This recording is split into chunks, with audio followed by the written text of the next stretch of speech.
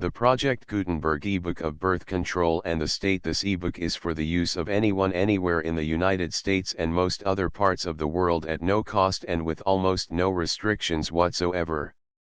You may copy it, give it away or reuse it under the terms of the Project Gutenberg license included with this ebook or online at www.gutenberg.org.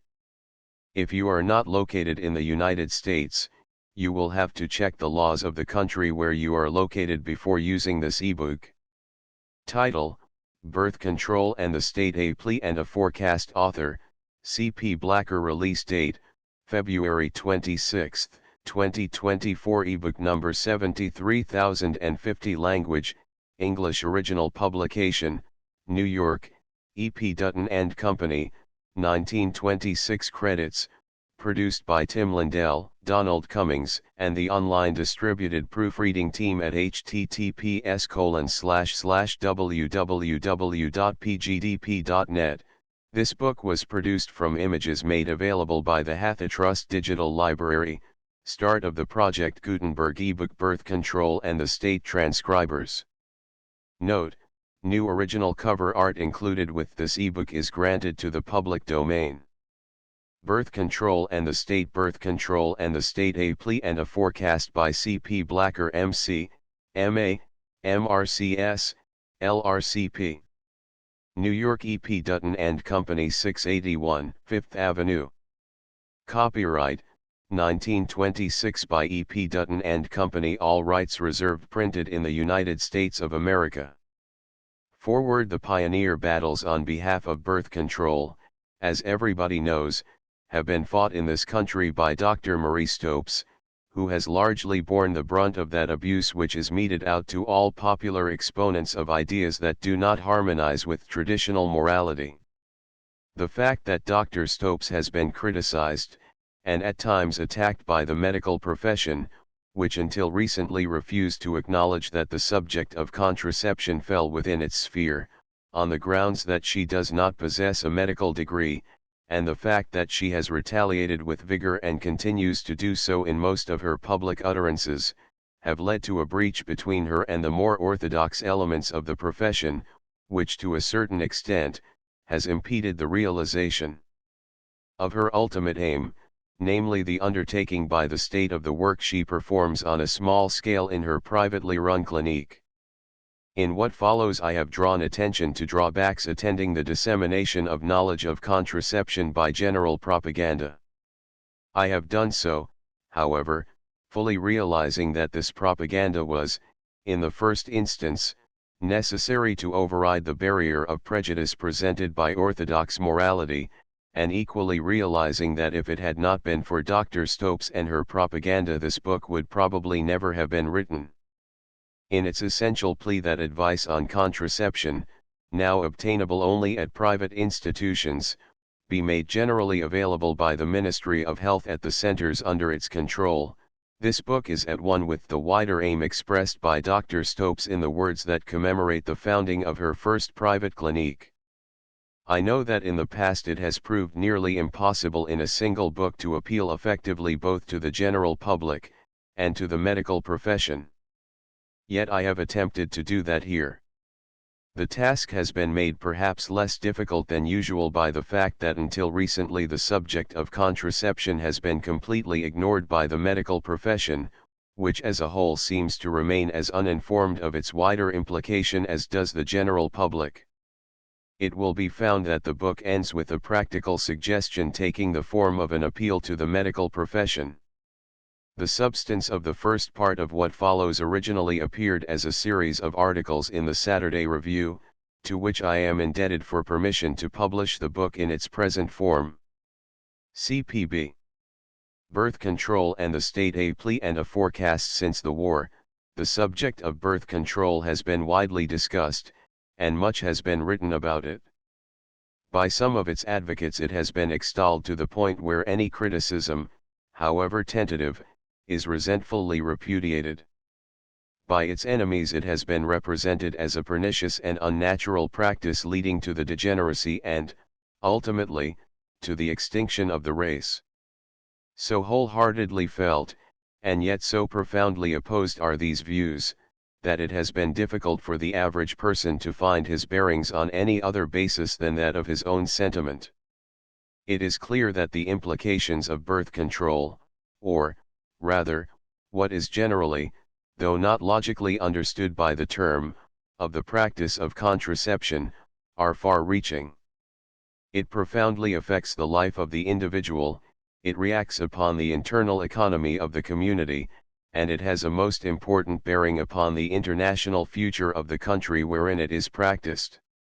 It is therefore incumbent upon all serious students of contemporary world problems to realize clearly what is to be said on both sides, and to form thereon, as far as lies in their power, an unbiased opinion. This obligation weighs especially heavily on medical men since, if the practice is to be tolerated at all, it is by them that it should be administered and controlled. It is a general survey of this sort that is attempted here. The book will begin with a consideration of the more important arguments that have been advanced on each side. These will then be discussed, and there will follow a conclusion as to the bearing of the practice upon the future of civilization. It will be convenient first to review the more serious arguments used against birth control, the problem being considered throughout both as a world problem and as one with a special significance for this country. They fall into two distinct categories concerning, a. the race and, b. the individual. A1. The military argument finds exponents among nationalists, who are convinced that the essential merit of a country lies in its powers of offense and defense, or who are persuaded that future wars are, by the constitution of human nature, inevitable, and that it is therefore necessary for the country to which they belong to be fully equipped. By such persons, birth control is opposed in so far as it would impair their country's manpower. To an argument allied to the above, yet one which must be distinguished carefully from it, deserves close scrutiny. It is to the effect that quite apart from military considerations the practice of birth control in a country is capable of acquiring in a short time such universality that the population may decrease, and eventually dwindle to proportions which would place that country, whatever its status, in a position of a second or third-rate power. From history the approximate generalization can be made that prolific races get the better of infertile races in the struggle, first for existence, and then at a later stage, for power. This generalization is likely to hold good in an economic sphere. Thus a graphic picture has been drawn of what will happen to England, in the matter of its population, if it follows in the wake of France. It will come to assume the proportions of an insignificant little island in the North Sea, the possessor, actually, of a mighty past, but in the present counting for nothing beside the densely peopled territories of southern and eastern Europe, Asia, and America. Birth control uncontrolled means race suicide. 3. There is an economic argument against birth control, which itself takes two forms.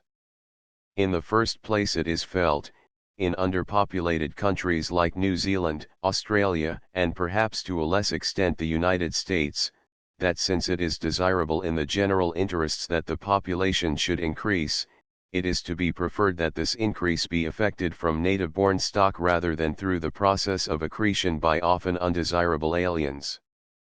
Hence in most underpopulated countries, birth control is opposed. In the second place it is probably felt, though probably not admitted, by the governments of those capitalistic countries confronted with a labor problem, which are at the same time desirous of limiting immigration, that the unrestricted multiplication of their working classes, by causing a competition for wages, will create a cheap labor market. It is highly unlikely that this view has much weight here, though it may easily be otherwise in the United States, where the labor problem is acute and where it is universally desired to limit colored immigration and immigration from southeastern Europe. 4. There is an argument against birth control, which has special reference to the position of this country as the original founder of a great empire. Since most of the dominions are still underpopulated and wish their numbers to increase, and since the increase of native stock, even though fully encouraged, is unable to supply the demand for labor, it is contended that Great Britain should always be able to turn out a numerical surplus to send to the dominions each year, which in addition to satisfying a need for better class immigrants would serve to consolidate the racial and cultural bonds that keep the empire together. B. The above arguments concern the race. The remainder which follow refer primarily to the individual. 5. A medical argument has been heard to the effect that the actual practice of birth control or, more precisely, the use of contraceptives, is inimical to health, being capable of causing both local disease and more general constitutional disorders. Emotional instability and various neuroses have been quoted as such products. No woman making use of a contraceptive for the first time can escape a feeling of revulsion at such a callous interference with a process that above all others should be spontaneous and instinctive. No woman can then fail to experience a sense of aversion from such a deliberate thwarting of nature's most fundamental purpose. 6. Very potent also, is a conventional objection which in practice is often associated with the religious argument next to be considered, though in reality it is distinguishable from it. On these grounds it is felt that all that pertains to the province of sex is indecent, disgusting, and unfit for discussion. The topic of birth control is thus stigmatized as immoral by many people of no deep religious conviction. 7. The religious objection nowadays finds its chief exponents among the Japanese and Roman Catholics, though it is also strongly upheld by many Anglicans and others. By the Japanese, birth control is condemned on grounds that seem to be, partly at any rate, nationalistic.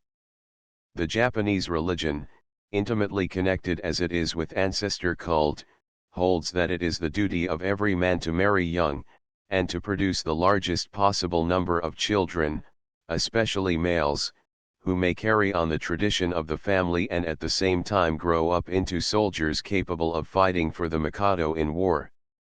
By the Japanese, the Mikado is believed to be a deity incarnate, not in the symbolical sense in which some people have thought of the divine right of kings, but in a real and vital sense, as the occupant of a sacred throne which was established at the time when the heavens and the earth became separated. To die for him in war is the most supreme, the most glorious duty. The objection to birth control here would thus seem closely allied to the military objection first advanced. By Roman Catholics it is held to be a mortal sin to employ any chemical or mechanical means to prevent conception, the only permissible form of control being voluntary abstinence from each other on the part of both parents. The abstinence of one parent against the will of the other is also considered a mortal sin on the part of the refractory parent. An exception to this rule is now made which permits parents not desiring children to make use of a moment in the periodic life of the mother during which conception is less likely to take place than at other times, the so-called safe period. It is, however, generally agreed nowadays that the safety pertaining to this period is in many cases quite illusory and devoid of serious physiological or medical basis. Opponents of the Roman Catholic Church have represented its insistence on this prohibition as dictated by a desire to extend her spiritual empire throughout the world, since obedience to it must bring about a greater relative increase of believing Roman Catholics than of adherents to other religious denominations tolerating birth control. But its attitude would further appear to express a conviction, manifested elsewhere in the insistence upon celibacy among Catholic priests and in its systems of penances and abstinences, that sexual indulgence is somehow incompatible with devotion to a purely spiritual life, and when excessive produces a demoralizing effect upon human nature, tending to make it weak, lazy, selfish, and often vicious. Probably the Catholic Church feels that the use of devices to prevent conception would abolish the necessity for salutary self-restraint, and would promote promiscuous and excessive indulgence. The effect of this prohibition is that most Catholics who are conscientious about not using contraceptives have large families. There are some, however, particularly in France, who do not take the prohibition very seriously. At the bottom, however, of the religious objection, would appear to lie the conviction that excessive sexual indulgence, dissociated from the sequel of procreation and rendered possible by the use of contraceptives, is morally harmful to the individual. 8. An objection of a pseudo-political nature is sometimes heard which envisages a bureaucratic extension of birth control. The phrase is here understood to imply a national control of births and not a voluntary regulation of births, its more usual acceptance. Such a bureaucratic interference in people's private lives is held to constitute an infringement of the liberty of the individual, in this case his liberty to have as many children as he likes, when he likes. The principle of individual liberty, the cornerstone of 19th-century liberalism, still has a certain number of adherents. 9. The last outstanding argument is to the effect that the popularization of birth control will lead to a general increase in promiscuity, both among married and unmarried people. The temptation to illicit indulgence would be made greater, the process of seducing an innocent girl would be made easier, the ever-present lure of prostitution to the underpaid girl worker would be made more difficult to resist, if an assurance could be felt that the subsequent birth of a child, hitherto a generally prevalent and effective deterrent, could be prevented by the exercise of a popularly known technique. The restraint imposed by fear may not be one of a high moral order, yet the end which it serves is here, by common consent, socially desirable. In face of the absence of any authoritative source of information on birth control, and of the indifference of the medical profession with regard to it, certain popular works on the subject have acquired an immense vogue and have enjoyed an enormous sale. Though not intended for this purpose, they are purchased and read extensively by young persons in much the same spirit that improper literature in general is read. Further, the sale to adults of these works, containing as they do a magnification and eulogy of the sexual act per se, to be conceived, expressly, apart from its normal biological sequel of childbirth as a salutary and health-giving process, and containing also minute instructions as to the technical use of contraceptives, has not been confined to married persons. Such works have been held to inflame and pervert the imagination of the young, and on pseudo-medical grounds, to incite adults to promiscuity. It is to be noted, however, that the above is an argument directed not so much against birth control itself as against the method by which knowledge of it is communicated to the public. These appear to be the most important arguments currently advanced against birth control. It will be noted that several have been omitted from consideration. The one based upon biblical condemnation is too futile to merit restatement. The argument that contraception is unnatural is equally undeserving of repetition. The contention that it is anti-biological will be discussed later. Arguments on the other side will now be considered. They divide themselves into three groups, which may arbitrarily be designated as international, social, and individual arguments. A. International. The connection between overpopulation and war is nowadays fairly obvious and is particularly manifest in those countries which are both industrially organized and consciously nationalist in spirit. In the absence of these two conditions, overmultiplication need not be followed by war. India and China, for instance, are very densely populated countries where overmultiplication frequently takes place. This process does not, however, give rise to much danger of international disturbance, in that both countries are, from the nature of their organization, incapable of conducting war on modern lines, and neither has a generally felt, or a unifying national consciousness. Excessive increase is here frequently checked by famines, which, though causing incalculable suffering, do not readily generate wars. Within recent years, two countries have demonstrated the relation between overpopulation and war, or the threat of war, namely Germany and Japan. In Germany before the war, where the military objection to birth control, first advanced, was prevalent, there existed an ethical code by which German mothers were persuaded that they were fulfilling the highest spiritual purpose of which their sex was capable by producing male children destined to be soldiers, prepared to fight for their country in a victorious war.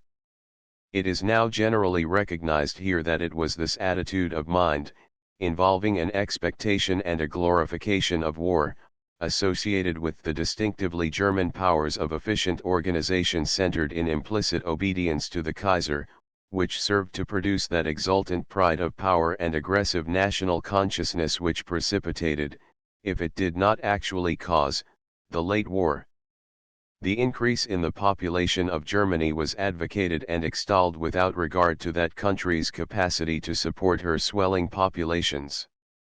Today, though birth control is largely practiced by the upper and middle classes in Germany as it is in this country, the old ideal still lingers on, and to it is attributable that fear of Germany which, until recently, has so conspicuously directed French policy since the armistice. In Japan, the connection between numerical increase and a possible war is now coming to be recognized here. Australia, New Zealand, and the United States are already definitely conscious of it. The Japanese religion, based upon piety towards ancestors, to whom every man is bound to perpetuate his family, and upon loyalty to the Mikado who, as Emperor God, is held to be divine, imposes upon all faithful subjects the duty of marrying young and of producing many children. This injunction is again promulgated irrespective of the native resources of Japan, and in the past has necessitated a considerable annual emigration to other countries. The recent restrictions imposed by America upon Japanese immigration, themselves prompted by motives common to most English-speaking races, have led directly and inevitably to the existing tension between America and Japan.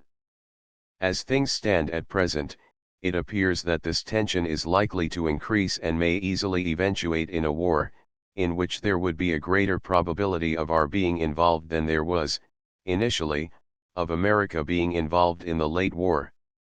Both the Americans and Japanese are sensitive and proud people. After further tension has accumulated, a trivial incident, the possible murder of an American official in Japan by some irresponsible person, might lead to the dispatch of a curtly worded note or to the formulation of an abrupt ultimatum out of which a second world war might, like the last, suddenly flare up, to reduce modern civilization to ruins and ashes. Stress is laid on this particular aspect of the population problem partly because it is felt that few nations now hold the desirable ideal of adapting their numbers to their particular economic optimum, and partly because it would seem that in face of this nationally encouraged increase of population and of certain apparently unalterable race antipathies, no amount of international pacifism, or of condemnation of violence, or of genuine humanitarian goodwill can prevent war. Germany and Japan display the connection between numerical increase and wars most clearly today. It is possible that in the future other nations may become conspicuous in this respect. Thus America, where the teaching of contraception is illegal, insofar as anything is, may, in another 50 or 100 years, develop an aggressive foreign policy.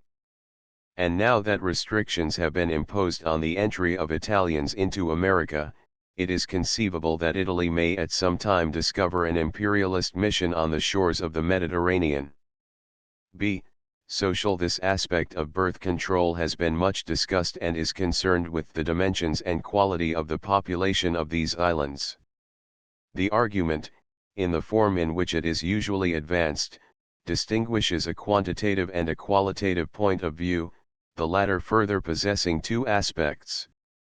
Quantitatively, it has been pointed out that in the last 100 years, the increase in the population of this country has been excessive. Because England was the pioneer of the Industrial Revolution, she enjoyed initially an unprecedented national prosperity, unharassed by competitors and with the world as her market.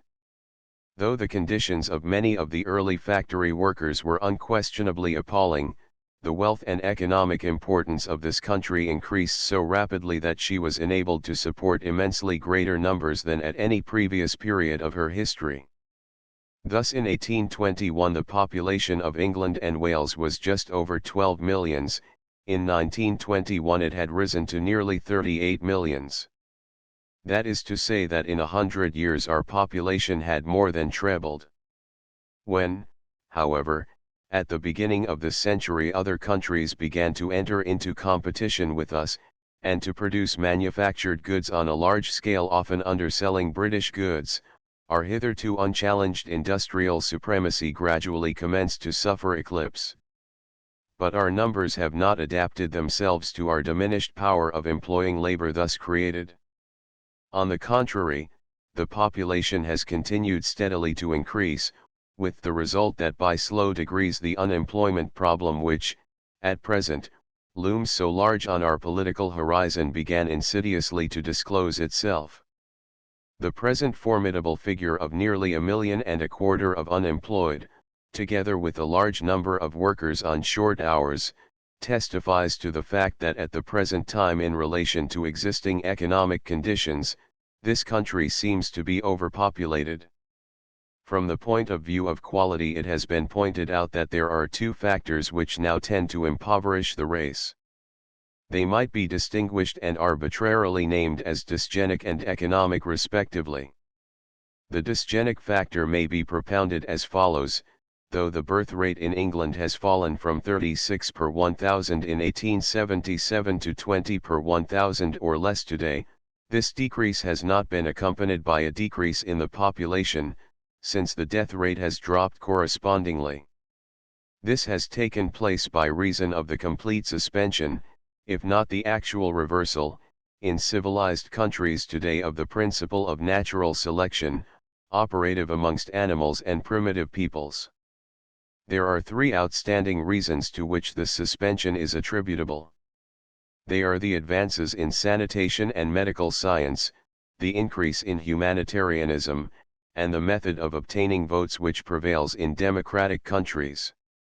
The advances in sanitation and medical science made in the last 60 years have resulted in an enormous reduction of infant mortality in large towns, and also in an average prolongation of life.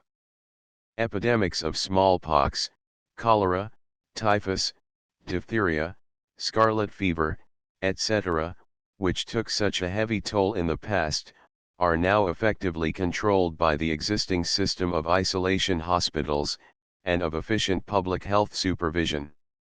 Today it is possible for the medical student to traverse his 6 laborious years of training without seeing a single case of typhoid fever, a disease which in the times of his elders used to be one of the commonplaces of a hospital. These improvements in sanitation, the progress made in aseptic surgery, in prophylactic medicine, and in the general treatment of disease, have been largely responsible for the lowering of the death rate already mentioned. The increase of humanitarianism in civilized countries has resulted in the creation of an enormous number of philanthropic institutions and charity organizations, through the channels of which much relief is brought to the impoverished classes. This spirit now makes it difficult for those endowed with a superfluity, or even a sufficiency of wealth, to contemplate with indifference the misery and degradation of less fortunately placed fellow human beings.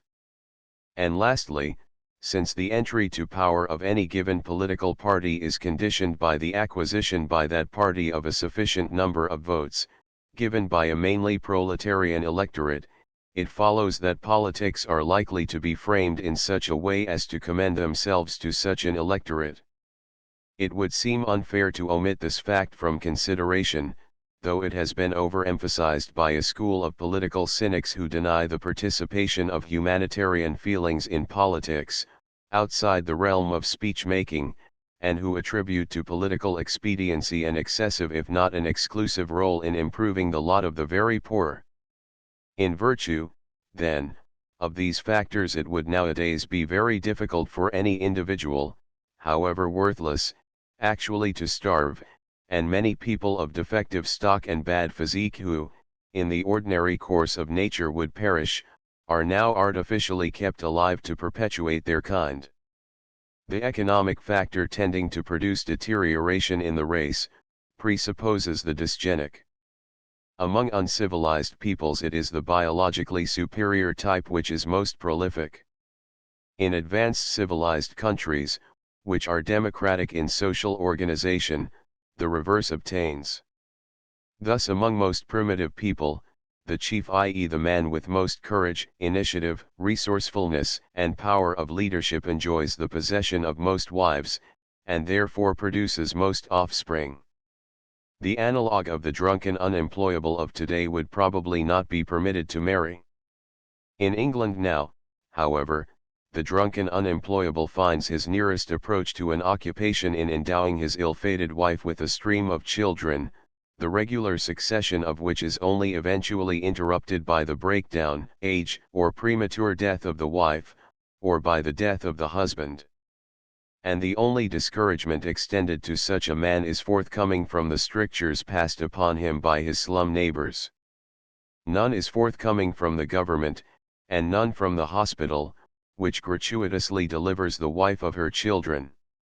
In fact, information as to how she may arrest this devastating succession of children is deliberately withheld from her by nearly all hospitals, because it is felt that the condition of public opinion, upon which the hospitals largely depend for their finances, is averse from her being enlightened in this respect. The organization for relief in this country is now so comprehensive and far-reaching that every necessity can be obtained gratis by those who cannot afford to pay for it. Thus the wife of the poor man is delivered of her children free of charge, the children are educated for nothing, if employment is not available for them at the time of leaving school, they are supplied with doles and relief free of obligation. And when they become senile, they are given old age pensions gratuitously. The funds necessary for the administration of these works are levied from the middle and upper classes, in rates and taxes. Now the Englishman possesses a strong sentiment for institutions. A man who has himself received a certain kind of education, and who has been brought up according to a certain tradition, likes to provide the same education and the same tradition for his children. And if in the face of the increase in taxation, the rise in the cost of living, and the expenses of education, he cannot afford this, sooner than have children to whom he must deny what he considers a good start in life, he prefers to limit his family. This obtains of the man who suffers from a sense of obligation towards his children. The opposite holds good of the unemployed man at the other end of the social scale. He feels that he has sunk as low as is possible for him while still remaining out of prison. Insidiously his ambition and his self-respect become sapped by the soul-killing experience of finding himself a useless parasite upon the community. Frequently, as prison reports show, he takes to crime or drink. And slowly he is overcome by that sense of irresponsibility, of bitterness, of carelessness of the future, of improvident fatalism that takes possession of those living under continuously adverse circumstances. It is a matter of indifference to him how many children are born to him, since with each one his dole is increased. None of the restraints which enter into the longer view of the future held by the middle classes is felt by him. And so he goes ahead, and has as many children as time and the health of his wife, of which last he does not always show excessive consideration, will permit. The following figures clearly illustrate the state of things. Whereas the number of children produced annually by 1,000 teachers is 95, by Church of England ministers is 101, by doctors is 103, the average number produced by general laborers is 231. And among these general laborers it is the least desirable individuals, those, with least self-restraint, least foresight, and with least consideration for their wives or the future of their children, who have largest families. And the undesirability may be of another kind. Mental defectives generally are very prolific. Girls of this condition, if left unwatched, are constantly becoming pregnant, there being apparently no shortage of men prepared to take advantage sexually of such unfortunate victims. It is to be noted that the economic situation following war is especially favorable to this discrepancy of fertility between classes. It would seem that the recent experience of the significance of war, the existing sense of social instability, the universal prevalence of unrest, hatred, and international discord, make the more considerate parents feel that the world is not a very desirable place to bring children into. And this feeling is emphasized if they have to pay in taxation 4 times what they had to pay before, after which what money remains is worth about 65% of its previous value. But these considerations hardly affect the classes whose occupation is manual labor, or who have accustomed themselves to no occupation at all. Thus, from a social point of view, it is to be observed that quantitatively, in relation to the present resources of the country, England is at the present day considerably overpopulated, and qualitatively that many persons of all classes possessing inferior physique are now artificially kept alive to perpetuate their stock, while at the same time those elements of the population who, by lack of intelligence or thrift or steadiness, or who by possession of other defects have been reduced to the lowest level of the social structure, today constitute the most fertile strain in the country. See, individual. The argument has frequently been heard that it is desirable to communicate knowledge of birth control to the poorer classes in the interests of the mother and the children. It is difficult to know what percentage of the unwanted children born in the poorer quarters of our large towns are conceived as the result of a culpable aggression on the part of the husband upon his wife, as when he returns home drunk on Saturday night and threatens her with physical violence if she refuses to submit to his conjugal rights, or as the result of an ignorance of birth control methods which are familiar to the more educated classes. Certain it is that a large percentage of the children born are unwanted, and equally certain that among the very poor ignorance of contraception is such as to appear incredible to those who have not had personal experience of it. Thus, in the autumn of 1924, a group of 7 externes, working in the district covered by Guy's Hospital, made inquiries of the mothers whose confinements they attended as to whether the child just born had been wanted or not. The inquiries were made, when possible, on the 10th day, when the patients were last visited, in such a way that their answers were more likely to be favorably influenced by fondness for the child than unfavorably by recollection of the pains of labor. Furthermore, where any doubt existed, as for instance when a woman replied that she had not particularly desired the baby before it was born, but would not part with it for the world now, she was given the benefit of the doubt and the baby was counted as wanted. In all, inquiries were made in the case of 78 children born. Out of these, 47 were definitely not wanted, and 31 wanted, and the writer can vouch for the fact that if these figures erred at all, they did so on the side of moderation. Thus, in at least one poor quarter of London, well over half of the children born were emphatically not wanted. The hardships imposed on the mother by such conditions are sometimes very cruel. Numerous cases have been quoted by advocates of birth control in their propaganda which there is not space to reproduce here. The reader can, however, picture to himself the experience of a woman suffering from the sickness, shortness of breath, emotional instability, and deformity of pregnancy, having to maintain life in some squalid slum, housekeeping, cooking, cleaning and tending the children without change of air or scene and without holidays, up till the incidence of the final labor pains.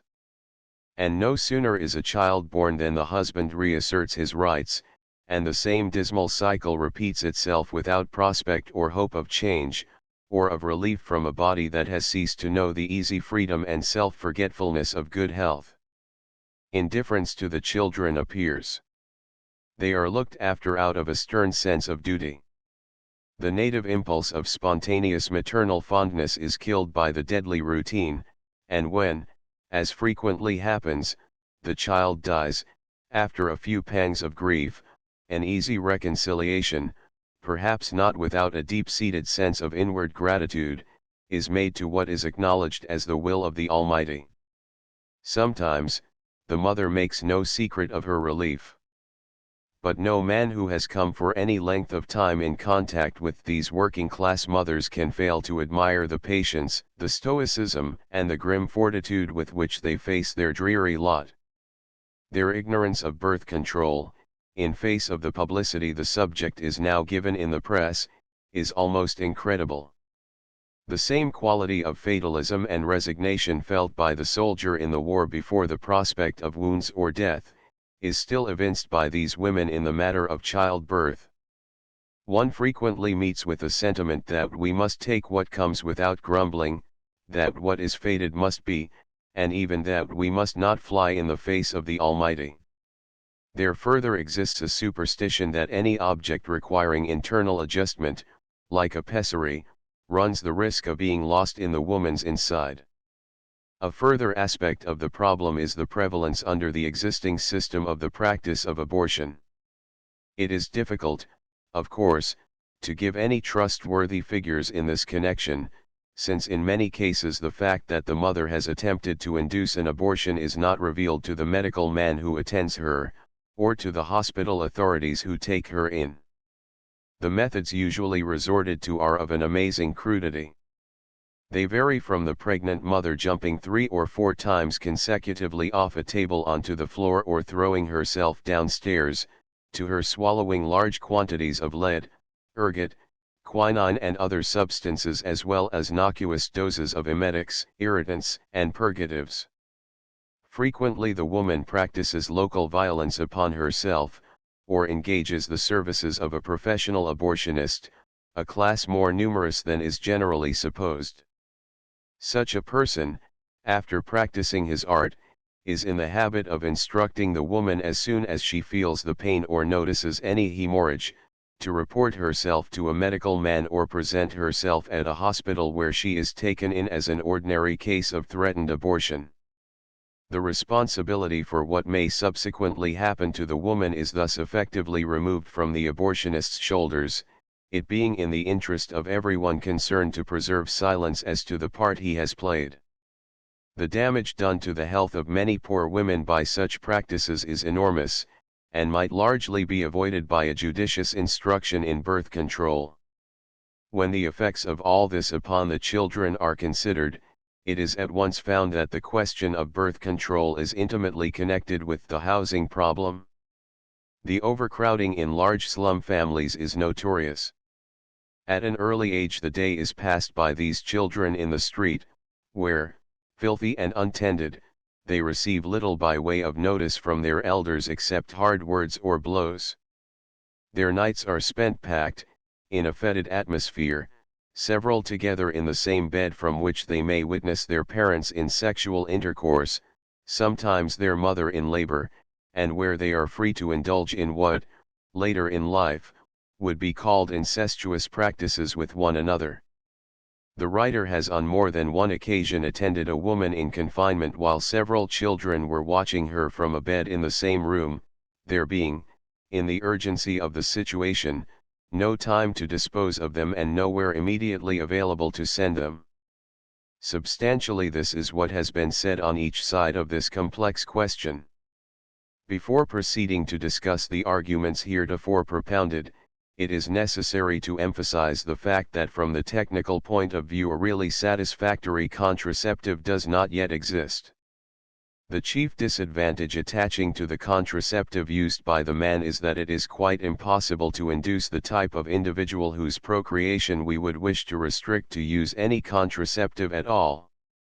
The child is usually begotten by such a parent when he is drunk, and everyone who has had experience of the conditions prevailing in bad slums will know that it is futile to expect to achieve anything along these lines through the man. The problem must be met through the woman who, unlike the man, has to put up with the discomfort and the pain of repeated pregnancies, and has to shoulder the main burden of large families. Were it not for this elementary human fact, all attempts to teach birth control to the very poor and destitute would fail completely. Essentially, Contraceptives which the woman can use are of two sorts, and involve two principles, namely, a mechanical or occlusive, and a chemical or spermicidal principle. The objections to the first are two, namely that they are far from being foolproof, and that unless sanctioned by a doctor their use can be followed by serious harm. It will be clear to any medical man that for a patient suffering from gonorrheal cervicitis, or indeed from any condition involving a chronic cervical discharge, the use of an occlusive pessary may lead to disastrous consequences.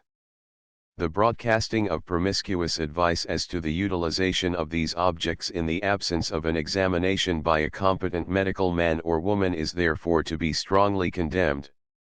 The drawback to all existing spermicidal suppositories is simply their uncertainty, though they are as nearly foolproof as anything of the kind can be. It is possible that by further research a suppository, physically harmless but of certain action may be discovered, in which case, from its practical and sociological aspect, the problem of birth control will be greatly simplified. It remains, however, a little doubtful whether the chemical principle, however actively spermicidal, will ever dispense with the necessity of some occlusive device. But this is a sphere in which later research may prove of great value, and nothing but a tentative statement is now possible. The statement may, however, be made that if there is one method of birth control as to whose harmfulness there is little room for doubt, it is the method of coitus interruptus. In both sexes it gives rise to a condition of chronic anxiety which, nowadays, is far from uncommon. In the absence of local disease, any of the above methods of contraception is preferable to this one. The effectiveness of those women's contraceptives now in vogue is difficult to estimate. There is little doubt that an unduly high estimation of their success has been formed in certain quarters, based on the assumption that in cases of failure, the working woman will promptly report the event to the center where the contraceptive was obtained. The writer is persuaded that this is often a mistaken assumption, and that many cases of failure pass in consequence unnoted.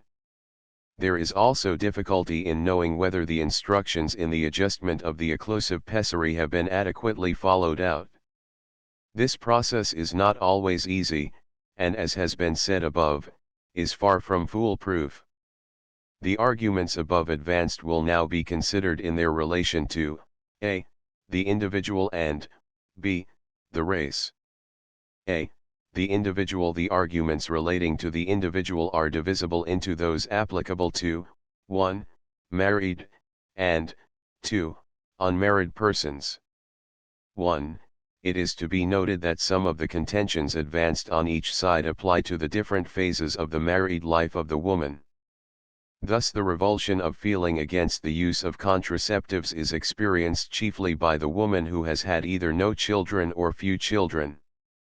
On the other hand, the woman who has the greatest need for a knowledge of birth control is the one who has had many children and desiring no more would probably feel little or no aversion from taking precautions against conceiving them.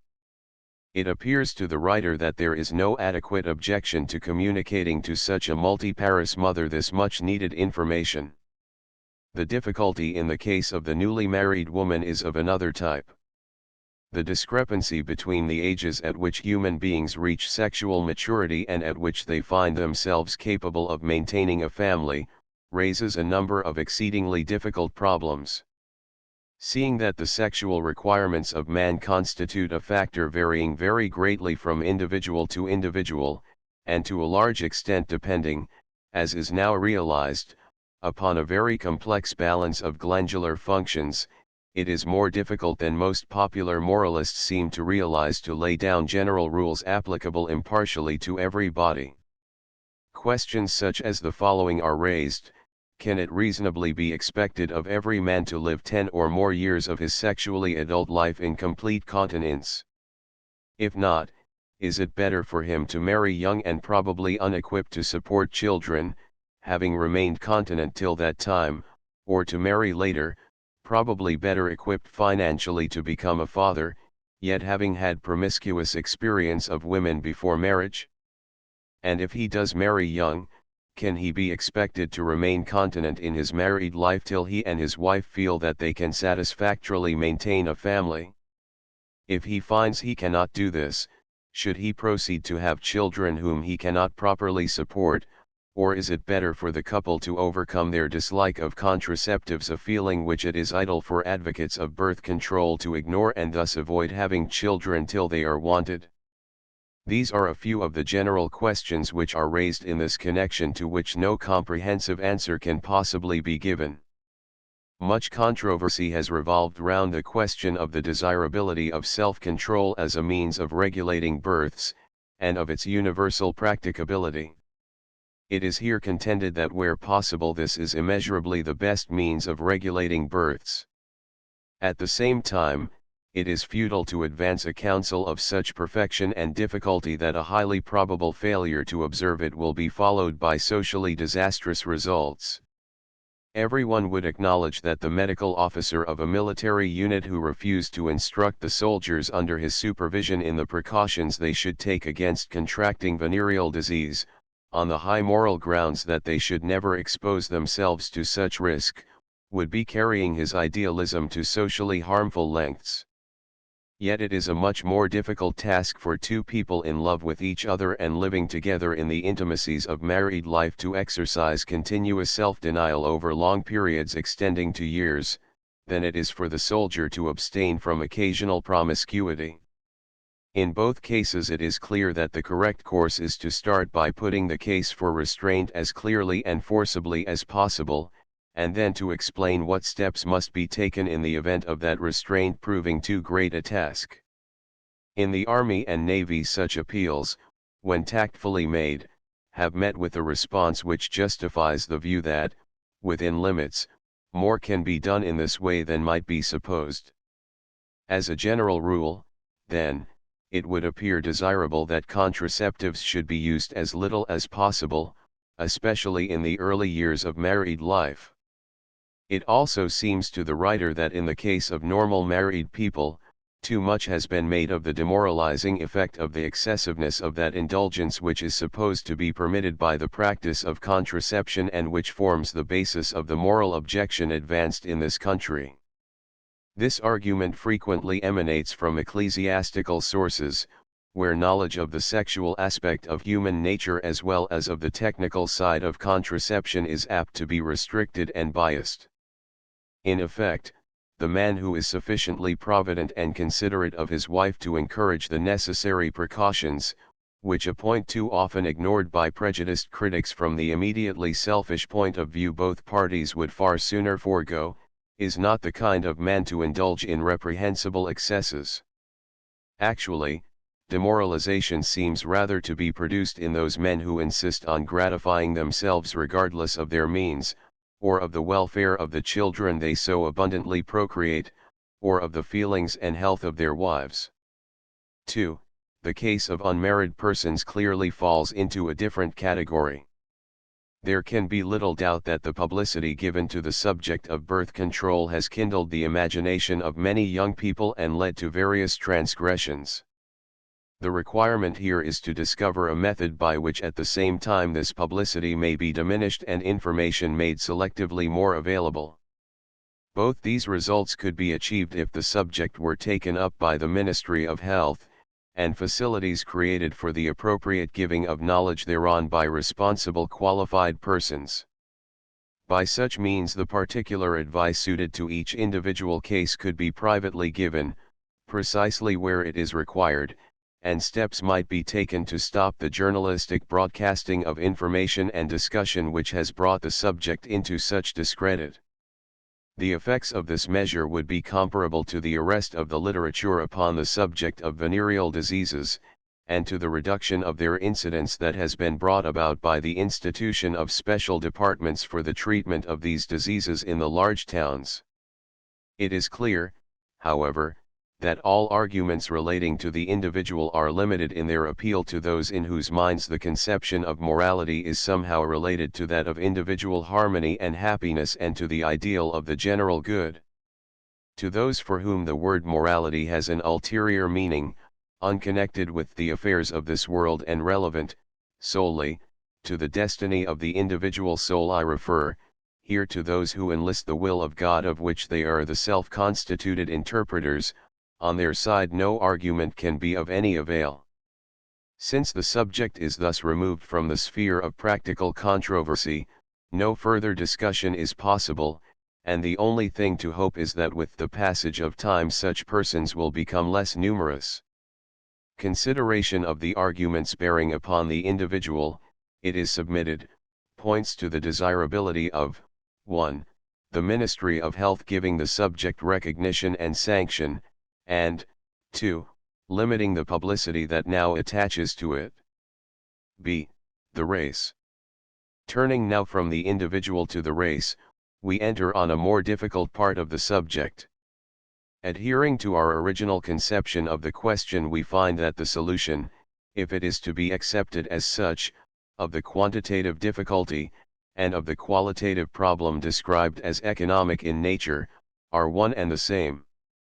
The remedy for that aspect of the qualitative problem distinguished as dysgenic is different and must be considered separately. The quantitative difficulty reduces itself to this.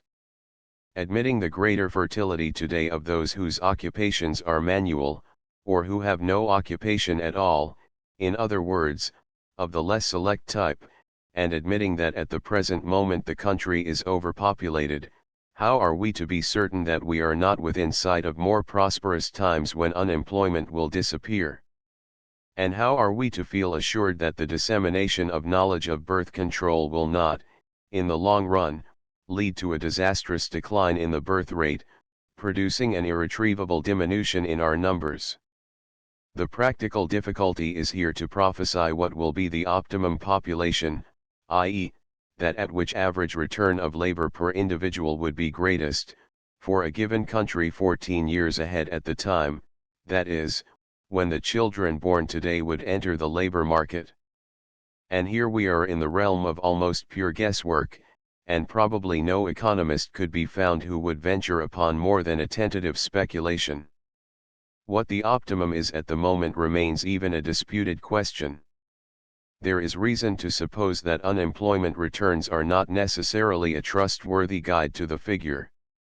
A consensus of opinion, however, exists, including that of Mr. Baldwin, that at the moment our numbers are above their optimum, though expectations vary almost infinitely as to what the optimum will be in a few years. Those who hope for a boom in trade are satisfied with the present condition. Others who do not anticipate such an event, would more willingly see an alteration brought about. In the absence of any definite knowledge, the best we can do is not to try to look too far ahead but to consider the solution of our problems as we find them today. At the moment the indisputable facts of the problem in this country are that we are overpopulated, that contraception is practiced too much by the upper and middle classes, perhaps even by the skilled working classes, and not enough by the improvident unskilled masses at the bottom of the social edifice. The outstanding question is whether, as a result of a reduction of our numbers to a point somewhere in the neighborhood of the economic optimum for this country, by which reduction the existing burden of taxation, an increasing element of which is now devoted to charity and relief, will be correspondingly diminished, our upper and middle classes would be enabled to produce more children, and to continue to produce enough to maintain our numbers in the neighborhood of their optimum. The answer to this question depends on a further question. To what extent is the relative sterility of the professional and skilled working classes attributable to the heavy taxation now imposed on them, and to the rise in the cost of living due to the war, and to what extent is it the result of a preference shown by many people for a more or less luxurious life, with few or no children, to a simpler life with several children? In other words, to what extent is it attributable to an economic factor, and to what extent to motives of selfishness? To what extent does that quality of self-interest play a part which prompts a woman to refuse to breastfeed her baby because she is afraid of the effects thereof upon her figure, which causes her to abstain from having children because she dislikes the discomfort and deformity preliminary to, and the actual pains of, childbirth, or which makes her value amusements and expensive forms of pleasure and recreation more highly than the experience of maternity.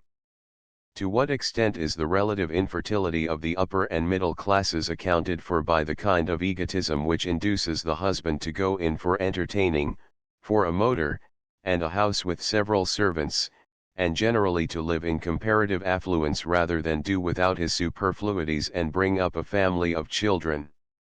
This attitude nowadays certainly plays a part. Dissatisfaction with the elementary pleasures of life, the craving after artificial stimuli and new sensations, have always been, and probably will always remain, the surest way to decadence in a race, and as such should be combated.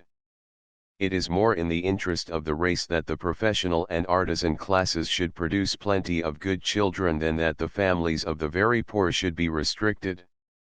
The argument is sometimes advanced by complacent and wealthy individuals that the working classes should be encouraged to reproduce freely in order to keep up the country's numbers.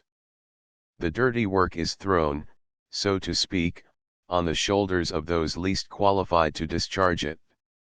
It must appeal to the sense of justice of everyone that if the maintenance of numbers of the race is to be conceived as a burden, which of course it should not, the burden should be borne equally by all classes. The writer, who has had occasion to witness the results of overmultiplication among the very poor, feels that it is only in fairness to them that they should be equipped with every possible means of improving their lot. At present one of the most important of such means is the creation of facilities by the Ministry of Health for the giving of information to those mothers who need it about how they may limit their families and space their children. The immediate social results of such a measure would unquestionably be good. The remote results are more open to doubt.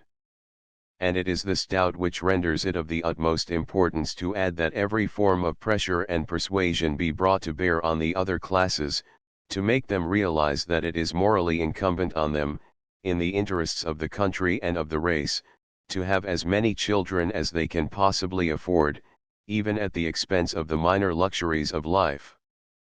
Up till now no such pressure has been exerted, and most people regard it as a matter of moral indifference, whether, when married, they have children or not.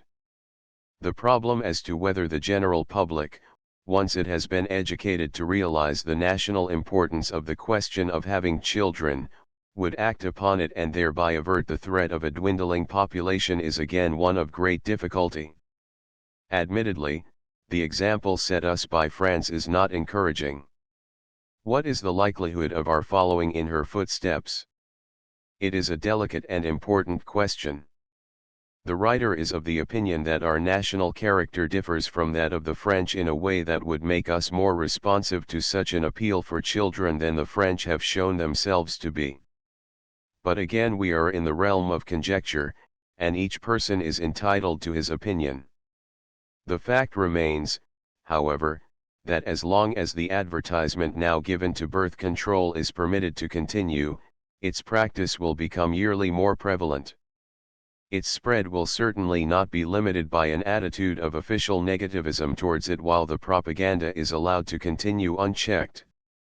There remains the other process above distinguished as dysgenic, the effect of which upon the quality of the race is probably as detrimental as the one just considered, namely, the nurture and perpetuation of the morally and physically unfit.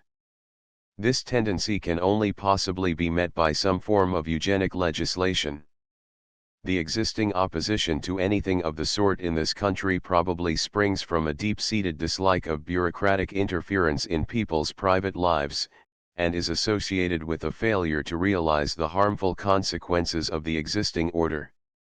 It is of interest, however, to observe that in America, where, in practice if not in theory, individual liberty is valued less highly than in this country, various enactments have been passed with a definitely eugenic object. Thus in the state of Nebraska marriage is forbidden to anyone afflicted with venereal disease, and all applications for marriage licenses have to be accompanied by affidavits of freedom from such disease. Nobody acquainted with the nature of the infant mortality produced by congenital syphilis can fail to approve of this measure. In 1895 the state of Connecticut forbade the marriage of epileptics and feeble-minded persons, under penalty of 3 years imprisonment. Everyone possessing knowledge of the neurological outpatients department of any large hospital must realize the existing prevalence of epilepsy and appreciate how this hereditary disease may incapacitate and stultify its victims. Montana provides for the sterilizing of idiots, epileptics, feeble-minded and insane persons, which measure must again commend itself to those aware of how prolific such types can be if left unwatched. In males, sterilization can be effected by a very minor operation, the use of X-rays for this purpose being a procedure with regard to which there is still medical controversy. The principle might even be extended to individuals who, by a record of crime or misdemeanor, prove themselves to belong to a type which the nation does not want perpetuated. The sterilization of the male leaves quite undisturbed his sexual function, though it destroys his power of reproduction. The infringement which it therefore involves of the liberty of the individual is far less than that made by the state when it takes it upon itself to hang a man. Yet the social benefit arising from the two measures cannot be compared. Though it is difficult at this stage to define the details of eugenic legislation, it seems likely that the physical and moral standard of the race could broadly be raised by such a qualitative birth control. The number of emigrants which we are in a position to send to the Dominions each year is limited by difficulties of transport, and could never amount to more than a fraction of our present unemployment figure. There is further the important consideration that the Dominions themselves do not relish the idea of our regarding them as dumping grounds for our superfluous undesirables. The type of emigrant they want is a courageous, hard-working, physically healthy type, capable of initiative, of withstanding hardships without grumbling, and of making a good citizen. Such do not tend to become unemployed here, though, under very adverse circumstances, they often may. A decrease of our population need not therefore be opposed to our imperial interests if, in the process, we raise the standard of the race and improve our national stock. What will be the bearings of such enlightened birth control upon the future? It will affect the individual directly in his immediate relation to his family, and it will influence him indirectly through its effect upon the community as well as through the international relationships of the country to which he belongs. The international implications will be considered first, since they are the most far-reaching. The most obvious of these is the connection between unrestricted increase of population and wars. To what extent was the late war due to this cause, and to what extent has the world learned from it the necessity of regulating such increase? The causes of the late war were complex and are not yet wholly understood. A fact, however, stands out clearly now that we contemplate it in retrospect, and now that changes in international feelings have forced upon us a consideration of the point of view of our late enemies. It is that the causes now recognized are essentially different from what those causes were represented to be in the war propaganda of the various belligerents. It is to the interests of each belligerent to place the whole blame for a war upon its enemies and completely to exculpate itself. Thus in the late war both sides were convinced that they were fighting for righteousness, liberty, justice, law and order, civilization, etc., against enemies inspired by cruelty, subtlety, insatiable greed, jealousy, and lust for world power. When, however, we contemplate the war after a lapse of several years through an aftermath of much suffering and disillusionment, we realize that it was the product of historical causes and racial antipathies and of certain social and economic phenomena rather than of any unequal partition of moral qualities. Before the war, Great Britain was the most powerful nation in the world and was naturally jealous of any other nation that coveted, or aspired to usurp, her enviable status. Russia found herself in a condition of acute social instability, momentarily threatened by the event which in 1917 cast her beyond the pale of Western civilization. To Russia the war came as a happening which could dissipate the revolutionary ferments, mobilize her refractory workers into the army, and, through the tremendous appeal of a national crusade, sidetracked the forces of anarchy in precisely the way that those forces were sidetracked in Ireland in 1914. Had the war been won quickly, as there were grounds for hoping when it began, the Tsar would probably still be on the throne of an enlarged and yet more powerful Russia. By the events of the last 100 years, Germany had been elevated from a position of relative unimportance to that of the most highly organized and perfectly industrialized power in the world. In achieving this promotion, she had earned the venomous hatred, born of her humiliation, of France, and the slowly growing, disquieting suspicion of Great Britain.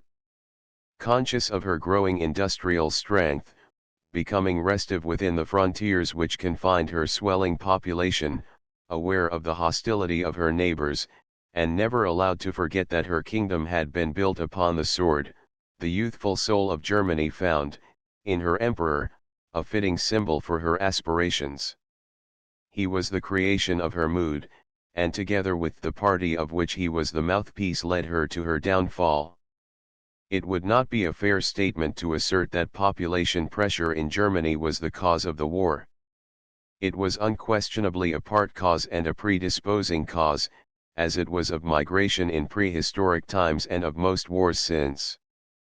But it was here complicated by other factors both inside and outside Germany. The universal desire to avert a similar catastrophe in the future has materialized in the League of Nations. It is hoped that through its agency many precipitating causes of war will be eliminated. By it provocation will be made more difficult and commitment more perilous. But the essential predisposing cause, that of overmultiplication, remains unassailed. Like some dull-wit monster, it is left to wax in strength and malignancy within its fetters, till at last, no longer to be denied, it will break all bounds, turn, and rend the world. From the late war no lesson as to the importance of population control has been learnt. Will another war be necessary to teach us this lesson? Earlier in the book reference was made to the possibility of a war between Japan and either America or ourselves. Though this contingency is being thought out in detail by the naval authorities of all three countries, care is taken in diplomatic circles to assert that such practical measures as the equipment of Singapore imply no unfriendly or suspicious attitude toward Japan. Few people, however, are deceived by these utterances. The mutual fear and distrust is growing and will probably continue to grow. There is little doubt that, if this war comes about, its essential cause, the increase of Japanese in excess of the power of maintenance of their country, will be obscured by that outburst of vilification of the enemy and glorification of self which is now demanded by popular sentiment in the conduct of wars. Yet this cause will remain here incomparably the most important of the predisposing causes.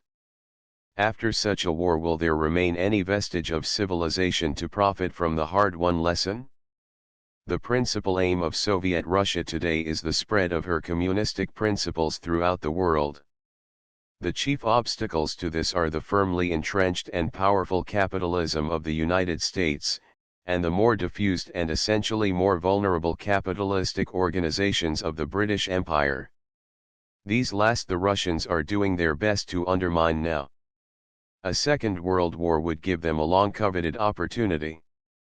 Realizing that prolonged wars and the social unrest that follows them are the soil from which revolutions most readily spring, Russia would probably associate herself with Japan. The secret treaty between the two countries, whose aspirations and political ideals have otherwise little in common, gives a premonition of this. By the time a war comes, it is possible that the exploitation of China by Japan will be more complete, and the effects of anti-foreign propaganda, carried on by Russia, more far-reaching. The increase of anti-British feeling in India, also stimulated by Russia, will cooperate to unify Asia and European Russia in a solid bloc, determined to shake off the yoke of the Western powers and of America. Such a war could never be conclusive, however prolonged. The vast length of the fighting front, the colossal numbers of active belligerents, and the enhanced destructiveness of war would probably lead, after initial successes, to a collapse of the organized fighting forces of the West. The seeds of revolution in Europe, by then more deeply sown, would germinate, and the present social order would come to an end. The continent would then embark upon a new phase of its history, with the first chapter steeped in the bloodshed of revolution, and founded upon the ruins of our industrial civilization. The center of civilization might then shift to the southern hemisphere, where today there is less to destroy.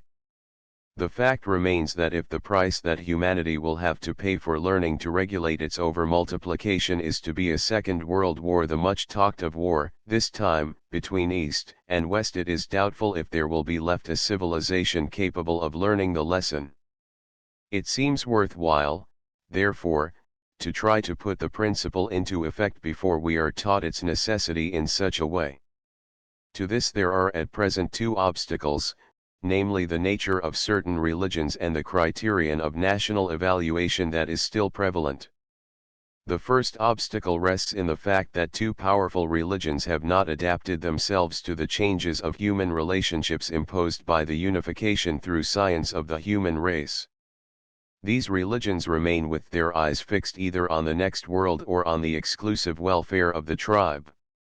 By the Catholic Church a mode of behavior is imposed calculated to achieve salvation in the next world irrespective of its effects on this one. Omitting from consideration, as probably unjust, the motive of wishing to increase the number of its adherents, with which the Roman Catholic Church has been charged by reason of its attitude towards birth control, there remains a motive arising from a theory of a relation between salvation in the next world and certain modes of behavior in this. Contraception is condemned because it is held to incur damnation. It is not condemned because it leads to social injustice, to wars, to human suffering. The point is that it is still condemned in spite of its leading away from these things. It is therefore devoutly to be hoped that in the event of the population of any Catholic country at any time in the future expanding to proportions that threaten the peace of the world, the Pope will see his way to modify the Church's attitude in the matter before it is too late. Failure to do so would result in the depressing spectacle of the leader of the religion of peace and goodwill among men deliberately refusing to take a step to avert war. The second type of religion is represented in Japan and is tribal in the sense that it is avowedly concerned with the glorification of the Japanese, irrespective of the consequences to the world that this may involve. In its object of elevating Japan to the status of a first-class power, the cult of revived Shinto has succeeded admirably and has proved itself, in several wars, to be a splendid fighting creed. The present increase of the population of Japan by 700,000 a year is wholly in accordance with its precepts. Again, we may devoutly hope that it will not overreach itself and plunge Japan, as well as the rest of us, into a world war after which we would probably cease to exist as civilized countries. It is, of course, obvious that a modification of Japanese policy where birth control is concerned would be welcomed with inexpressible relief by the rest of the world. The militancy of Mohammedanism will probably have little effect on the future of the world, because Mohammedan countries are at present poorly organized for extensive modern war. The Church of England is more concerned with the social and international implications of religion than any other, and the above remarks have little relevance to it. If, therefore, the cataclysm above contemplated is to be averted, the first necessity would seem to be a revision of the standards of existing religions, in consideration of the unification of the human race, so as to accord with the formula of something of this sort, that is good and morally right, which will promote the general happiness and goodwill of humanity, and the harmony of the world. It is clear that action leading to the limitation of overmultiplication would in this sense be good and in accordance with religion. The second obstacle to the realization of a control of population is the standard by which the merit of a nation is now generally appraised, and to which most nations aspire. This merit is largely estimated in terms of power of offense and defense. This is a bad criterion and should be altered for a better one which will now be considered. Earlier in the book reference was made to a biological argument against contraception, consideration of which was deferred. This argument holds that insofar as reproduction is a primary biological function, a thwarting of that function is not only unnatural but anti-biological. This view has a certain plausibility but does not stand close scrutiny. The criterion of biological value or fitness is essentially racial, not individual. That is biologically good which will improve or benefit the race, that is bad which will harm or weaken it. Under stable conditions of racial equilibrium there is a reasonable expectation that instincts and structures which have had survival value in the past will continue to have such value in the future. But during moments of crisis, at those turning points in the history of living things when new forms appear, such a presumption is quite unjustified. Thus if we picture to ourselves, allegorically, an event which probably took many thousands of years to accomplish, we might imagine the comments of a conservative Piscean critic upon the emergence of the first dipnoid from some muddy river onto land. The development of fore and hind limbs from fins, of lung from swim bladder, and of instincts appropriate to the new medium, would strike all conservative fishes as highly immoral deviations from that biological tradition which had given stability to the glorious race of fishes. Nothing could seem more abiological.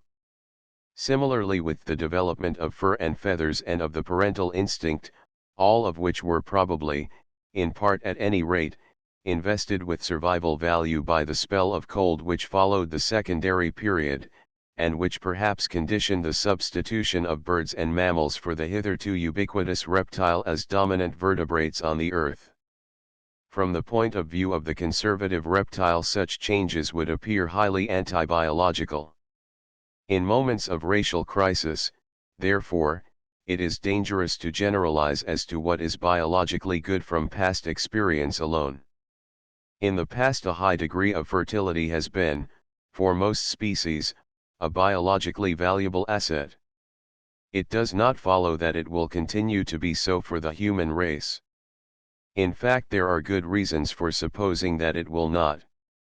The human race is now passing through a biological crisis unprecedented in the history of life. It has achieved a mastery over nature such that mankind is now economically unified throughout the world by the astounding feats of intercommunication and transport. But as yet the human race has achieved little ethical unification.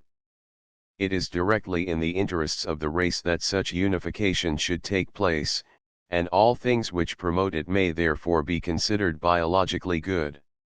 And of those things a restriction of human fertility is one of the most important. What then is to be our biological criterion of racial fitness and our standard for judging of a nation's merit? It is clear that our biological criterion must be racial rather than individual. Division of labor and differentiation of function are carried to such lengths in civilized societies that it does not seem possible to hold up any individual type as an ideal of biological fitness. Qualities which, to the solitary animal, would irrevocably spell extinction may for the gregarious animal have the highest survival value. Thus no attribute would be more irremediably fatal to a non-social animal than sterility. Yet the sterility of 999 out of 1,000 female bees in the community of the hive has endowed the species with a vitality and a biological importance such that it has largely conditioned the appearance on the planet of many kinds of entomophilous flowers. Our biological criterion must therefore, with our standard of merit, be social rather than individual, and the following general outline is suggested. The population of each country should be proportionate to its resources. The numerical adjustment should be such that there be no unemployment and that individual productivity be highest without idlers at either end of the social scale. The physical average of the race should be good with no congenital diseases of mind or body and with the minimum of other diseases, and of crime. There should be a high average standard of comfort, self-respect, and happiness, and a high moral standard of honesty, tolerance, and kindliness. One would hope for a wide prevalence of that joie de vivre and contentment which is doubtless largely temperamental in origin and which contributes more to an individual's happiness than any number of worldly possessions can ever do. And the social cleavage between classes, and the now stupendous discrepancies between the very rich and the very poor should be reduced to a minimum. Such conditions all would wish generally distributed. It is a question whether a uniformly high degree of intelligence should be equally ubiquitous. In every community, primitive or civilized, an immense amount of crude physical labor has to be done. The soil has to be tilled, someone has to dig coal and iron out of the ground, and endless other kinds of manual work have to be performed. It is doubtful whether the possession of a very high degree of intelligence would make such workers happier or more efficient. But whatever we may individually feel about this point, we would all wish such workers to be healthy, happy, well housed, contented with their lot, fond of their children, and both appreciated by, and on good terms with, the rest of the community. And obviously it is a condition of the sort which an enlightened birth control could help to achieve. The above is intended both to be a criterion of biological fitness for the human race, and a more satisfactory standard of national evaluation than the one that is in vogue today. It will be noted that there is nothing in it about capacity for wars. If we could substitute some such standard in place of the armament standard by which to grade countries in an order of merit, we should be in a better position to avert the catastrophe of another world war than we are at present. According to such a standard, the country most deserving of admiration, respect, and imitation today would probably be Switzerland. Knowing that she cannot defend herself against her powerful neighbors, she does not aspire to large armies. When other countries can, by a simultaneous control of population, realize a similar security, it will be open to them to follow in her footsteps. The ideal may not appeal to the romantic, but much that passes for romance is frequently pernicious nonsense, like the sentiment by which war is glorified in the eyes of many women and elderly men who have never participated in it. From an international equilibrium based upon a modification of religions as above suggested and upon an alteration in our standards of national evaluation, social harmony would follow fairly readily. It is unlikely that the antagonism between capital and labor will be much affected by a control of population beyond removing that source of social unrest which is furnished by a large body of unemployed. It remains doubtful, however, if the essential political issue will be much modified by a solution of the unemployment problem. The psychological forces which give the Labour Party its driving power are not such as to produce the fullest economic prosperity in this country, but nonetheless they demand and must ultimately receive satisfaction. The best that can be hoped is that those forces will gradually be appeased, and will not lead to bloodshed, too great a dislocation of trade, or too drastic a loss of international status. The gain to the individual following the general application of knowledge of birth control will be twofold. In the first place, parents will be able to space their children in accordance with their physical and financial resources. In the second, they will feel more confident of producing healthy, well-balanced children, untainted by disease, than they can feel at present. Their children would further be welcomed by the community, and their future would be assured. Such are the bearings of an enlightened birth control upon the future. It is obvious that such advantages could only be gained by slow and laborious degrees. The writer is far from the opinion that the application of his views will immediately transform the world into a utopia. He is convinced, however, that if the existing form of civilization is to have any permanence, the necessity for controlling population will have to be realized and striven for by all educated people. In practice, the plea, referred to in the subtitle, is that the Ministry of Health should give the subject of contraception its sanction. In May of 1924 a petition supported by 22 Labour members of Parliament was presented to the Minister of Health by a deputation of 18 persons, some of them well known, requesting that official permission be accorded to doctors in charge of welfare centres to give information on birth control to such working women as desired it and were considered fit for it. Though the existing technique is not wholly satisfactory, it is avowedly worth something, having already proved of great help to many women. This permission was refused in deference, it seems, to ecclesiastical opinion, to certain reactionary political forces which, in the House, were opposed to it, and to popular prejudice. It is possible that by the time this book is published the Ministry of Health may have changed its attitude. At present, however, information on contraception can only be obtained from a few private organizations such as those of the Malthusian League in Walworth and Kensington, of Dr. Stopes in Holloway, and from another centre in the Edgware Road. The Malthusian League has worked quietly, unostentatiously, and, so far as its means allow, with the utmost effectiveness in one of the poorest quarters of London. For what it has done there can be nothing but praise. But however valuable the work of these organizations, they cannot possibly meet the requirements of our large slums, where such information as exists is handed about by irresponsible midwives and gamps, often with the worst results. It also seems desirable to the writer to restrict the often vulgar publicity by which the subject is frequently attended, and to which attention was drawn when the objections to birth control were reviewed. After the first blast of criticism which it would evoke from the baser organs of the press, such a sanction from the Ministry of Health would render further newspaper advertisement of birth control superfluous.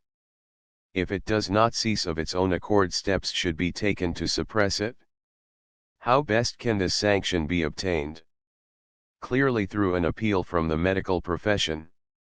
An expression of unanimity, or relative unanimity, from doctors in this country as to the desirability of this sanction would constitute an argument which the Ministry of Health could not easily ignore. If the sanction were thus obtained, it would be open to those medical men who had approved the measure in this country to invite their colleagues in other countries to follow in our footsteps. It would seem best to begin with Germany and America, where there is reason to suppose that such an appeal would meet with response. If support were forthcoming from these countries, others might be approached, such as Japan, Italy, and perhaps India, in which last the suffering caused by an excessive birth rate and a high early death rate is immense and almost wholly avoidable. In this way the medical profession, in whose hands the health of each community lies, would take the first step in the direction of an international control of population, and would thereby lay the basis for a genuine and permanent world peace.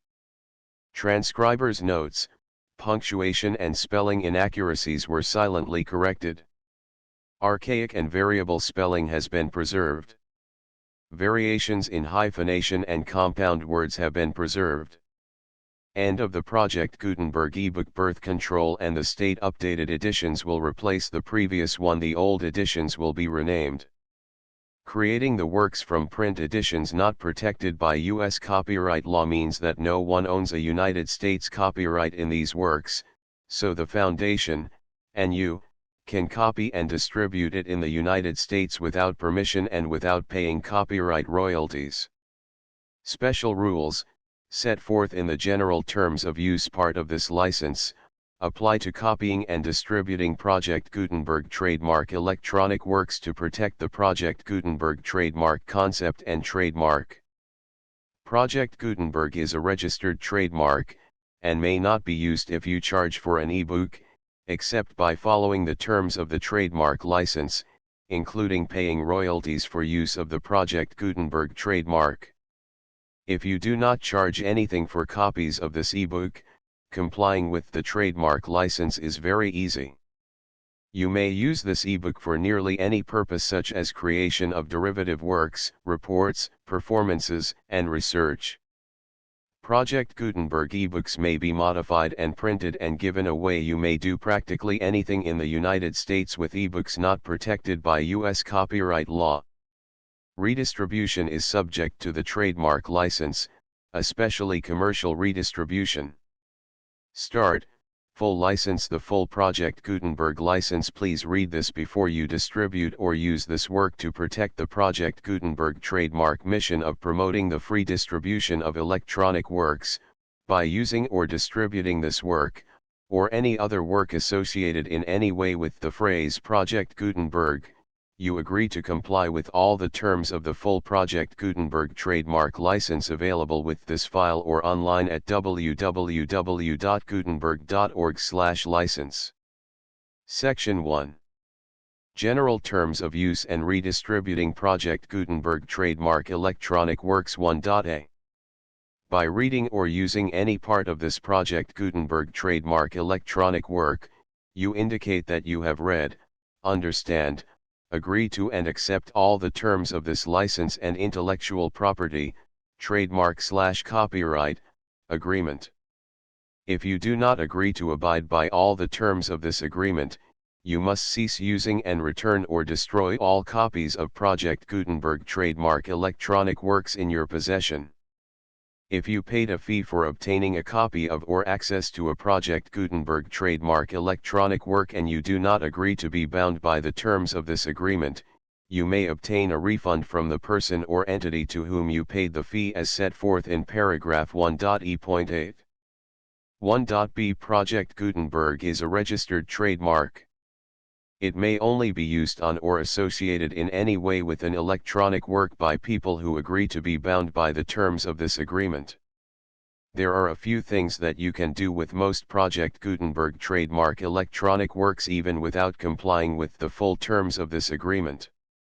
See paragraph 1.c below. There are a lot of things you can do with Project Gutenberg trademark electronic works if you follow the terms of this agreement and help preserve free future access to Project Gutenberg trademark electronic works. See paragraph 1.e below. 1.c. The Project Gutenberg Literary Archive Foundation, the foundation or PGLOF, owns a compilation copyright in the collection of Project Gutenberg trademark electronic works. Nearly all the individual works in the collection are in the public domain in the United States. If an individual work is unprotected by copyright law in the United States and you are located in the United States, we do not claim a right to prevent you from copying, distributing, performing, displaying, or creating derivative works based on the work as long as all references to Project Gutenberg are removed. Of course, we hope that you will support the Project Gutenberg trademark mission of promoting free access to electronic works by freely sharing Project Gutenberg trademark works in compliance with the terms of this agreement for keeping the Project Gutenberg trademark name associated with the work. You can easily comply with the terms of this agreement by keeping this work in the same format with its attached full Project Gutenberg trademark license when you share it without charge with others. 1.d. The copyright laws of the place where you are located also govern what you can do with this work. Copyright laws in most countries are in a constant state of change. If you are outside the United States, check the laws of your country in addition to the terms of this agreement before downloading, copying, displaying, performing, distributing or creating derivative works based on this work or any other Project Gutenberg trademark work. The Foundation makes no representations concerning the copyright status of any work in any country other than the United States. 1.e. Unless you have removed all references to Project Gutenberg, 1.e.1. The following sentence, with active links to, or other immediate access to, the full Project Gutenberg trademark license must appear prominently whenever any copy of a Project Gutenberg trademark work, any work on which the phrase Project Gutenberg appears, or with which the phrase Project Gutenberg is associated, is accessed, displayed, performed, viewed, copied or distributed. This ebook is for the use of anyone anywhere in the United States and most other parts of the world at no cost and with almost no restrictions whatsoever. You may copy it, give it away or reuse it under the terms of the Project Gutenberg license included with this ebook or online at www.gutenberg.org. If you are not located in the United States, you will have to check the laws of the country where you are located before using this ebook. 1.e.2 If an individual Project Gutenberg trademark electronic work is derived from texts not protected by U.S. copyright law, does not contain a notice indicating that it is posted with permission of the copyright holder, the work can be copied and distributed to anyone in the United States without paying any fees or charges. If you are redistributing or providing access to a work with the phrase Project Gutenberg associated with or appearing on the work, you must comply either with the requirements of paragraphs 1.e.1 through 1.e.7 or obtain permission for the use of the work and the Project Gutenberg trademark as set forth in paragraphs 1.e.8 or 1.e.9. 1.e.3 If an individual Project Gutenberg trademark electronic work is posted with the permission of the copyright holder, your use and distribution must comply with both paragraphs 1.e.1 through 1.e.7 and any additional terms imposed by the copyright holder. Additional terms will be linked to the Project Gutenberg trademark license for all works posted with the permission of the copyright holder found at the beginning of this work. 1.e.4 Do not unlink or detach or remove the full Project Gutenberg trademark license terms from this work, or any files containing a part of this work or any other work associated with Project Gutenberg trademark. 1.e.5 Do not copy, display, perform, distribute or redistribute this electronic work, or any part of this electronic work, without prominently displaying the sentence set forth in paragraph 1.e.1 with active links or immediate access to the full terms of the Project Gutenberg trademark license. 1.e.6 You may convert to and distribute this work in any binary, compressed, marked up, non-proprietary or proprietary form, including any word processing or hypertext form. However, if you provide access to or distribute copies of a Project Gutenberg trademark work in a format other than plain vanilla ASCII or other format used in the official version posted on the official Project Gutenberg trademark website, www.gutenberg.org, you must, at no additional cost, fee, or expense to the user, provide a copy, a means of exporting a copy, or a means of obtaining a copy upon request, of the work in its original plain vanilla ASCII or other form. Any alternate format must include the full Project Gutenberg trademark license as specified in paragraph 1.e.1. 1.e.7 Do not charge a fee for access to, viewing, displaying, performing, copying or distributing any Project Gutenberg trademark works unless you comply with paragraph 1.e.8 or 1.e.9. 1.e.8 You may charge a reasonable fee for copies of or providing access to or distributing Project Gutenberg trademark electronic works provided that, you pay a royalty fee of 20% of the gross profits you derive from the use of Project Gutenberg trademark works calculated using the method you already use to calculate your applicable taxes. The fee is owed to the owner of the Project Gutenberg trademark, but he has agreed to donate royalties under this paragraph to the Project Gutenberg Literary Archive Foundation. Royalty payments must be paid within 60 days following each date on which you prepare, or are legally required to prepare, your periodic tax returns. Royalty payments should be clearly marked as such and sent to the Project Gutenberg Literary Archive Foundation at the address specified in Section 4, Information about donations to the Project Gutenberg Literary Archive Foundation. You provide a full refund of any money paid by a user who notifies you in writing, or by email, within 30 days of receipt that he does not agree to the terms of the full Project Gutenberg trademark license. You must require such a user to return or destroy all copies of the works possessed in a physical medium and discontinue all use of and all access to other copies of Project Gutenberg trademark works. You provide, in accordance with paragraph 1.f.3, a full refund of any money paid for a work or a replacement copy, if a defect in the electronic work is discovered and reported to you within 90 days of receipt of the work. You comply with all other terms of this agreement for free distribution of Project Gutenberg trademark works. 1.e.9.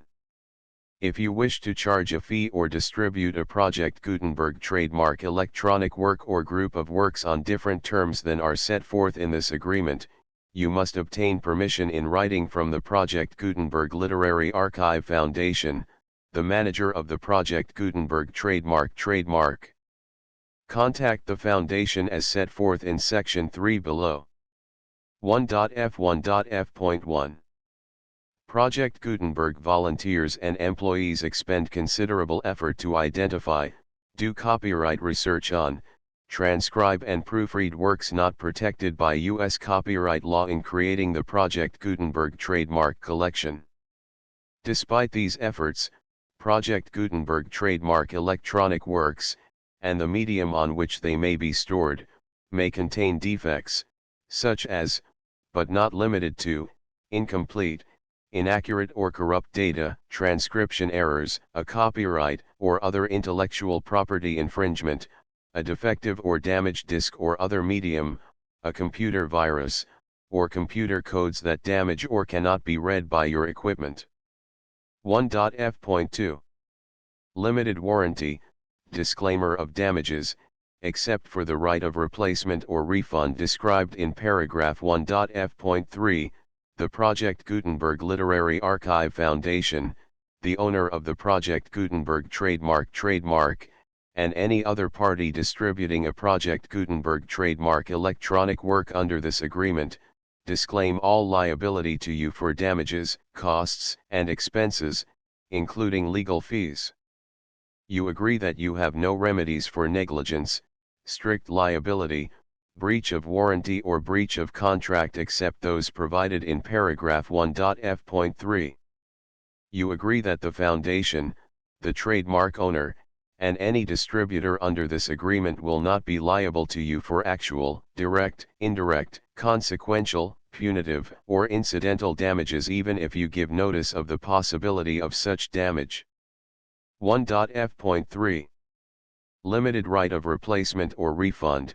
If you discover a defect in this electronic work within 90 days of receiving it, you can receive a refund of the money, if any, you paid for it by sending a written explanation to the person you received the work from. If you received the work on a physical medium, you must return the medium with your written explanation.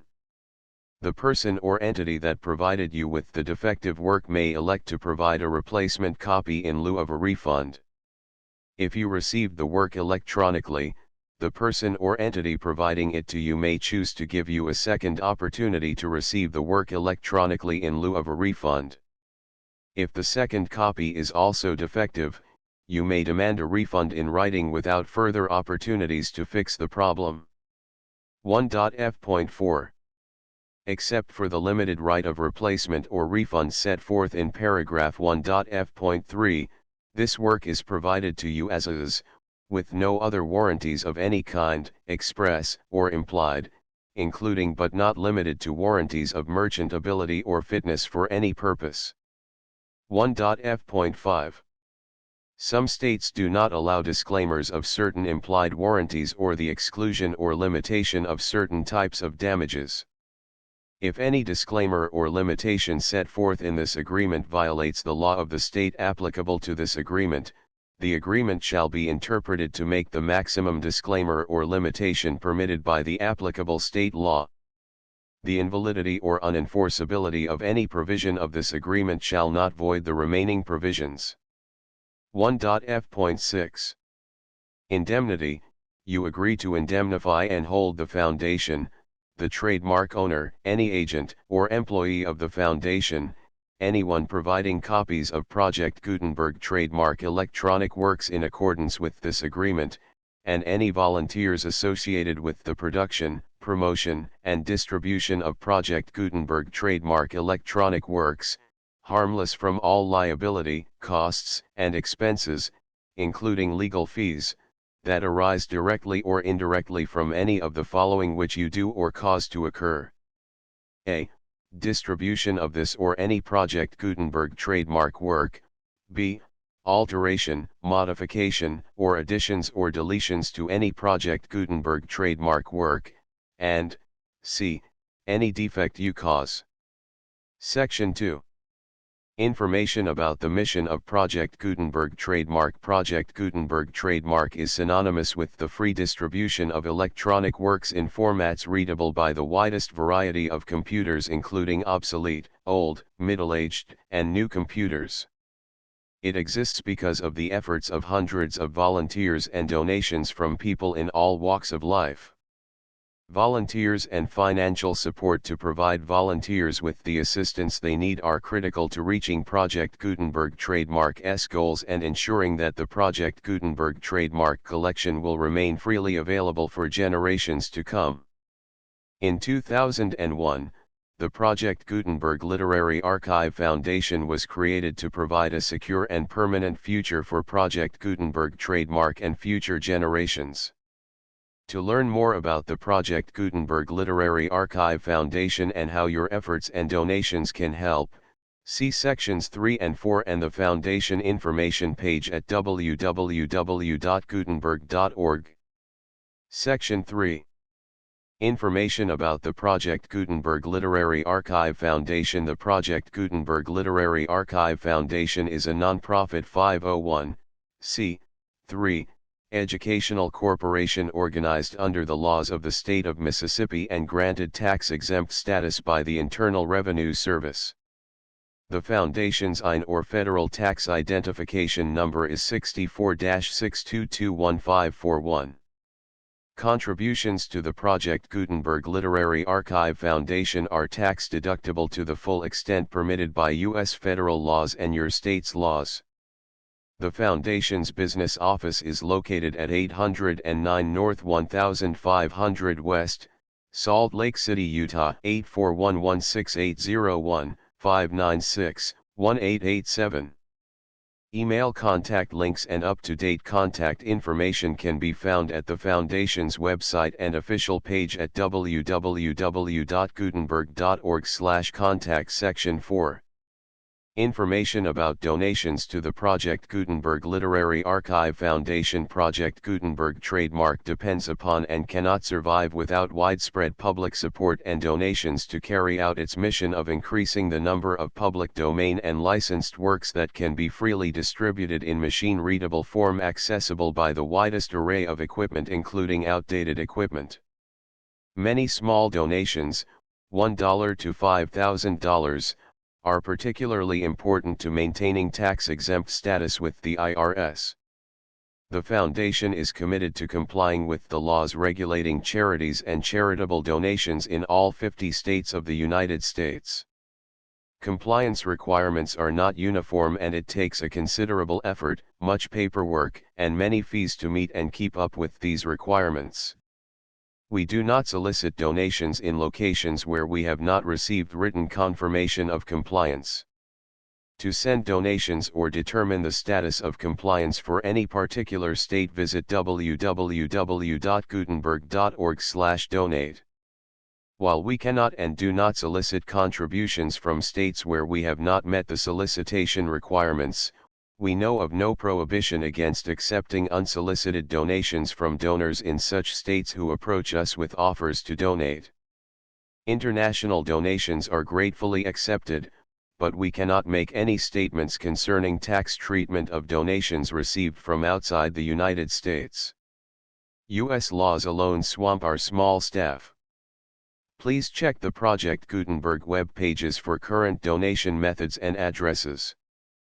Donations are accepted in a number of other ways, including checks, online payments, and credit card donations. To donate, please visit www.gutenberg.org/donate. Section 5. General information about Project Gutenberg Trademark Electronic Works. Professor Michael S. Hart was the originator of the Project Gutenberg trademark concept of a library of electronic works that could be freely shared with anyone. For 40 years, he produced and distributed Project Gutenberg trademark ebooks with only a loose network of volunteer support. Project Gutenberg trademark ebooks are often created from several printed editions, all of which are confirmed as not protected by copyright in the US unless a copyright notice is included. Thus, we do not necessarily keep ebooks in compliance with any particular paper edition. Most people start at our website, which has the main PG search facility, www.gutenberg.org. This website includes information about Project Gutenberg trademark, including how to make donations to the Project Gutenberg Literary Archive Foundation, how to help produce our new ebooks, and how to subscribe to our email newsletter to hear about new ebooks. Birth Control and the State. Forward. Birth Control and the State. A plea and a forecast. The full Project Gutenberg license V671234567891012232425262728293032333536373839404142434445 46 48 49 50 51 52 53 54 55 57 58 59 61 62 63 64 65 66 67 68 69 70 71 72 73 74 75 76 77 78 79 81 82 83 84 85 86 87